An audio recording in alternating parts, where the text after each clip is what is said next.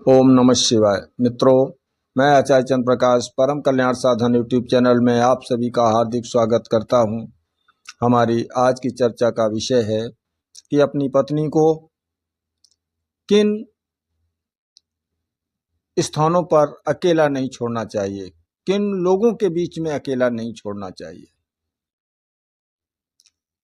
तो आइए बात करते हैं। इससे पहले कि यदि आप इस चैनल पर नए हैं तो कृपया चैनल को सब्सक्राइब जरूर कर लें और वीडियो में दी गई जानकारी अगर आपको पसंद आए तो इसे लाइक जरूर करें।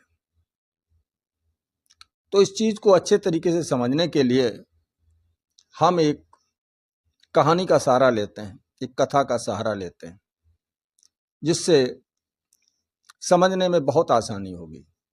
वीडियो हो सकता है थोड़ा लंबा हो जाए, लेकिन बहुत ही शिक्षाप्रद कहानी है और आज के समय में तो बहुत आवश्यक है इस चीज को जानना। चलिए शुरू करते हैं। ज्योतिषमती नामक नगर में एक नवयुवक रहता था। उसकी पत्नी बहुत ही सुंदर थी। घर में सब कुछ अच्छा चल रहा था। अचानक उसकी फसल बर्बाद हो जाती है। फसल बर्बाद होने के बाद उसके पास खाने पीने तक को कुछ नहीं बचता। उसने पत्नी से सलाह की कि चलो कहीं बाहर चल कर के नौकरी करेंगे और कुछ धन इकट्ठा कर लेंगे, तब वापस आ जाएंगे। ये सोच करके वो पति और पत्नी घर से चल दिए। नौकरी की तलाश में वो जा रहे थे, तभी रास्ते में उन्हें लुटेरों का एक गैंग मिल गया। लुटेरों का गिरोह मिल गया, डाकू मिल गए। उन्होंने उसको डरा धमका करके जो कुछ था उनके पास सब छीन लिया। उसकी पत्नी के पास जो गहने थे वो सब उतार लिए। बेचारे छूछ रह गए, कुछ भी नहीं बचा। अत्यंत दुखी मन से चल दिए आगे। अब कोई न रास्ता, न कोई गंतव्य, न पास में पैसा। अत्यंत दुखी मन से जा रहे थे तो उन्होंने देखा आगे चल के एक महात्मा जी की कुटिया है। उसमें महात्मा जी उपदेश कर रहे हैं। 10-20 लोग वहां बैठे हुए हैं, उनके उपदेश को सुन रहे हैं। जाकर के वो भी बैठ गया। उनके उपदेश बड़े शिक्षाप्रद थे, लेकिन उसका मन कहाँ लगता था। धीरे धीरे समय गुजरता गया। जब उनका सत्संग खत्म हुआ तो सभी लोग चले गए। वो जोड़ा बैठा रहा। महात्मा जी ने पूछा, बेटा तुम क्यों बैठे हो? सभी लोग तो चले गए। उन्होंने कहा, महाराज मैं कहाँ जाऊं। और वो नवयुवक रोने लगा। उन्होंने कहा, बेटा आप बात बताओ, बात क्या है? उसने अपनी पूरी कहानी बताई कि गुरुजी, मैं जा रहा था धन कमाने के उद्देश्य से, घर से निकला तो मैं जा रहा था, बीच में डाकुओं ने मुझे लूट लिया। अब न तो पैसा है न रोजगार, और जाऊं भी तो कहां जाऊं। वो भी महात्मा जी सोचने लगे। सोचते सोचते उन्होंने कहा, तो बेटा चाहते क्या हो? तो उन्होंने कहा, चाहता तो मैं ये हूं कि मेरे पास कुछ पैसा होता जो यात्रा खर्च के लिए हमें मिल जाता, तो मैं चला जाता, कुछ कमा लेता और उसके बाद वापस आ जाता। उसका पैसा मैं वापस कर देता। महात्मा जी ने कहा, मेरी नजर में एक साहूकार है, चलो उससे बात करके देखते हैं। वो अगर चाहेंगे तो तुम्हारी समस्या का समाधान मिल सकता है, लेकिन उन्हें जमानत के तौर पे कुछ न कुछ चाहिए। वो कुछ जमानत पर ही धन देते हैं, क्योंकि जमाना बहुत खराब है, लोग ले जाते हैं फिर वापस नहीं करते। अब उस बेचारे के पास जमानत के तौर पर देने के लिए कुछ भी नहीं था, तो उसने कहा कि मैं अपनी पत्नी को वहीं छोड़ दूंगा और उसके बाद जब मैं धन कमा के लौटूंगा तो जो पैसा मैं ले जाऊंगा वो उनका ब्याज सहित वापस कर दूंगा और अपनी पत्नी को वापस लेकर के अपने घर चला जाऊंगा। ठीक है। महात्मा जी ने उन दोनों को साथ में लिया और उस साहूकार के पास पहुंचे। कहा ये दुख के मारे हैं दोनों, ये जा रहे थे, हालांकि इनके पास पैसा भी था, गहना भी था, डाकुओं ने सब लूट लिया। अब इनके पास जमानत पे देने के लिए तो कुछ नहीं है। महात्मा जी चूंकि वहां के सिद्ध पुरुष थे, वो साहूकार उनका बहुत सम्मान करता था, तो उन्होंने कहा महाराज जी अगर आप कहते हैं तो हम इनको धन दे देंगे, लेकिन जमानत के तौर पे इन्हें कुछ न कुछ तो देना ही पड़ेगा। तो उस नवयुवक ने कहा कि मैं अपनी पत्नी को आपके पास छोड़े जा रहा हूं, वापस जब मैं धन कमा के लौटूंगा तो तुम्हारा सारा धन ब्याज सहित वापस कर दूंगा और अपनी पत्नी को वापस लेकर के अपने घर चला जाऊंगा। साहूकार इस बात पे राजी हो गया। साहूकार ने जो भी उस नवयुवक ने पैसा बताया कि मुझे इतने पैसों की आवश्यकता है, उतने पैसे साहूकार ने दे दिए। महात्मा जी चले गए, वो नवयुवक भी चला गया, अपनी पत्नी को वहीं छोड़ गया। समय बीतता गया। अब उसका ये तो भरोसा था नहीं कि वो कितने दिन बाद लौटेगा। काफी समय हो गया, 4-6 महीने हो गए। उस साहूकार की नीयत खराब हुई, क्योंकि उसकी पत्नी बहुत ही सुंदर थी। एक दिन उसने उससे कहा कि मैं तुम्हें अपनी पत्नी बनाना चाहता हूं। वो उस गरीब के पीछे क्यों पड़ी हो, और पता नहीं वो कब आएगा कब नहीं आएगा, तुम मुझसे शादी कर लो। उसकी पत्नी ने सोचा कि मैं अकेली हूं, मैं इसका कर भी क्या सकती, अगर मैं अभी मना करती हूं तो ये जोर जबरदस्ती करेगा। बहुत कुछ सोचने के बाद उसने तुरंत जवाब दिया, ठीक है मैं तुम्हारी बात से सहमत हूं, परंतु 2 वर्ष तक आपको मुझे अपनी लड़की मानना होगा और 2 वर्ष पूरे होने के बाद मैं तुमसे शादी कर लूंगी। साहूकार ने सोचा 2 वर्ष का समय भी कितना होता है। ठीक है, वो राजी हो गया। इधर क्या हुआ, उस स्त्री को ले जाकर के उसने अपने किसी दूसरी जगह शिफ्ट कर दिया, किसी दूसरे स्थान पर ले जाकर उसे शिफ्ट कर दिया। 2 वर्ष पूरे होने से पहले ही उसका पति आ गया। वो साहूकार के पास सीधा पहुंचा। उसने कहा मैं ब्याज के, आप अपना पैसा ले लीजिए, छांटिए, देखिए कितना बनता है, और मेरी पत्नी मुझे वापस कर दीजिए। साहूकार ने रोआसे होकर के कहा, बहुत उदास होकर के कहा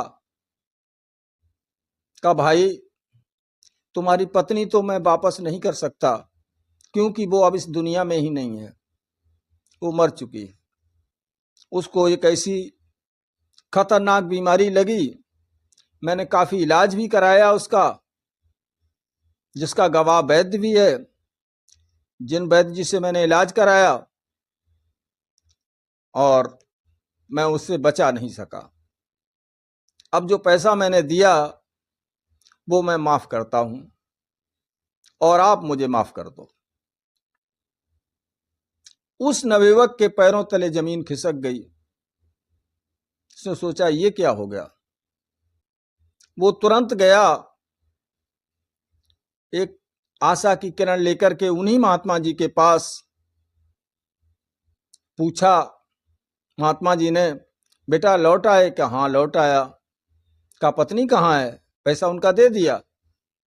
का पैसा देने गया था, तो उन्होंने बताया कि आपकी पत्नी बीमारी की वजह से इस दुनिया को छोड़ के चली गई है, और वो पैसा भी नहीं ले रहे हैं। हमें कुछ ऐसा लगता है कि वो सेठ जी झूठ बोल रहे हैं। महात्मा जी सिद्ध पुरुष थे।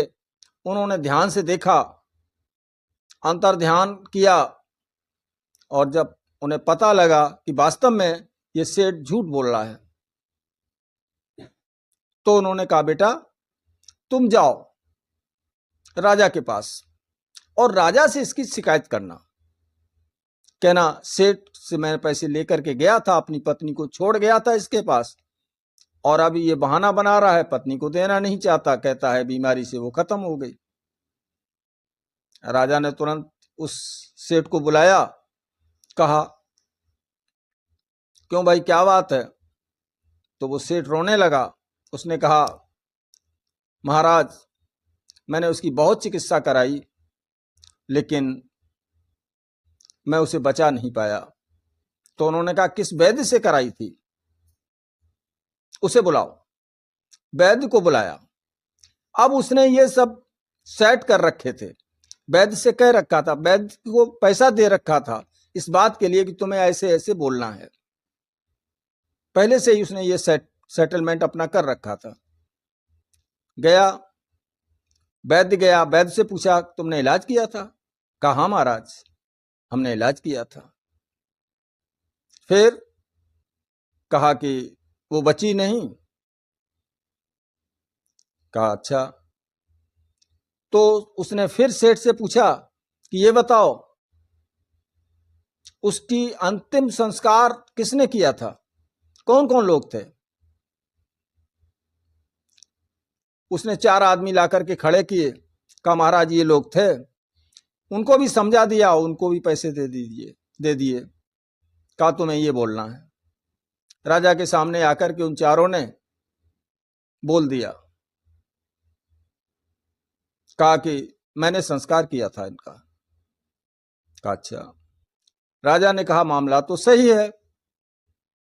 राजा ने नवयुवक से कहा बेटा तुम्हारी पत्नी वास्तव में मर चुकी है, अब इसमें मैं क्या कर सकता हूं? अब तो वो बहुत हताश हो गया। वो फिर पहुंचा उसी महात्मा के पास, और बताया जाकर के राजा ने ऐसे ऐसे बोला है कि वास्तव में मर चुकी है। गवाह भी बुलाए गए, वैद्य भी बुलाया गया, और जिन 4-5 आदमियों ने अंतिम संस्कार किया था उन्हें भी बुलाया, और सबने कबूल किया।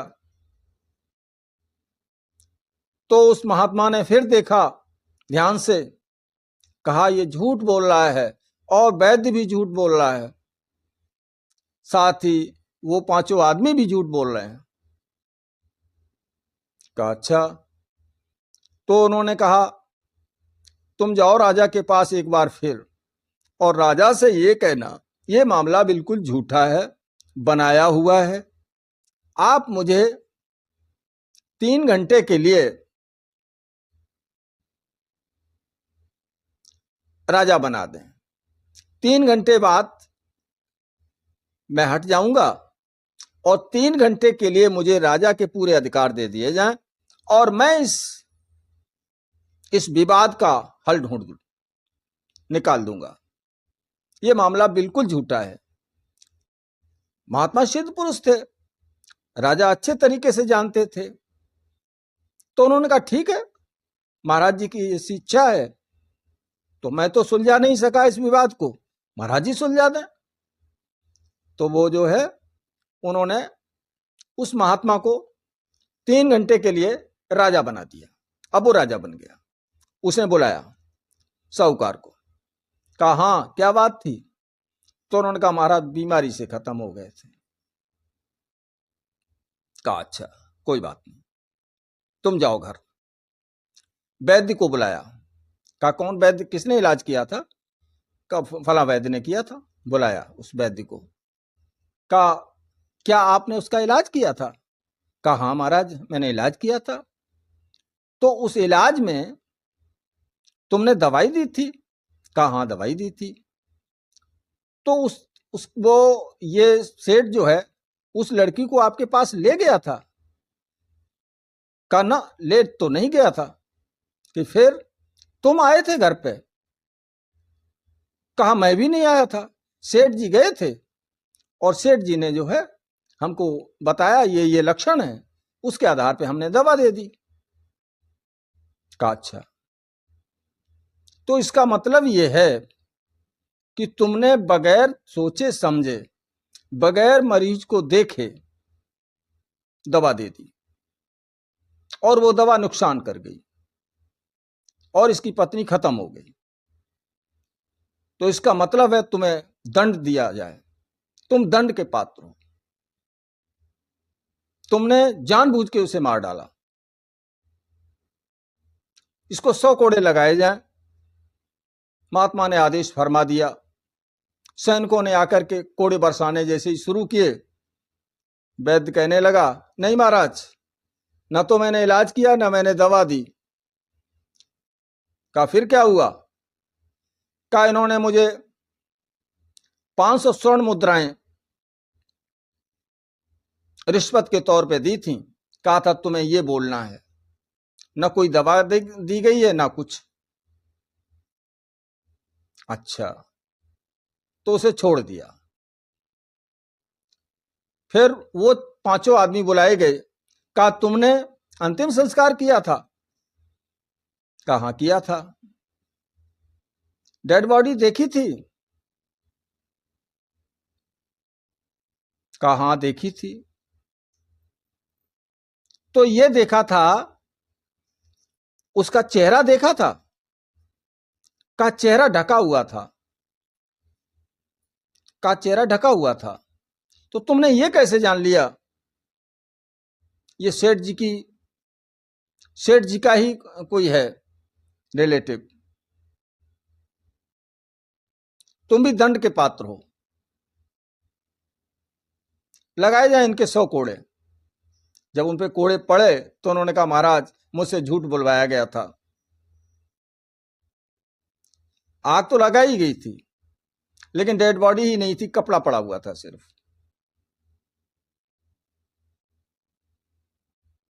अब सेठ को बुलाया, कहा सेठ जी कहां है इसकी पत्नी?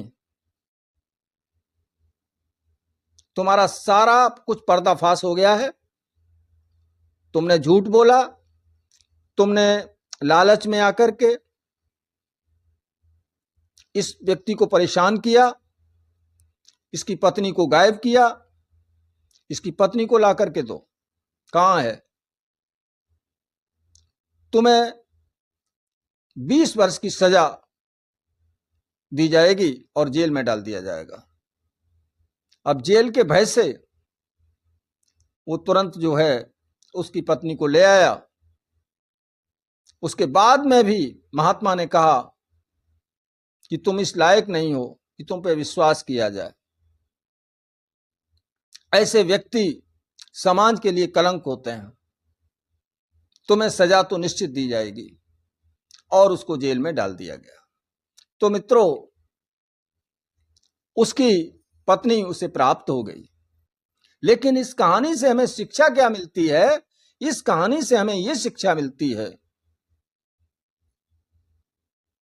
कि जहां पर लालच हो, जहां पर वासना की गंध आए, जहां पर लोभ दिखाई दे, ऐसे स्थान पर अपनी पत्नी को कभी भी अकेला नहीं छोड़ना चाहिए। तो मित्रों, ये कहानी आपको कैसी लगी? आप कमेंट बॉक्स में हमें बताएं। अगर अच्छी लगी हो तो इसे शेयर भी करें और अपने मित्रों में शेयर करते हुए इसे लाइक करें। चलता हूं, मिलूंगा अगले वीडियो में नई जानकारी के साथ। तब तक के लिए ओम नमः शिवाय, ओम नमः शिवाय, ओम नमः शिवाय।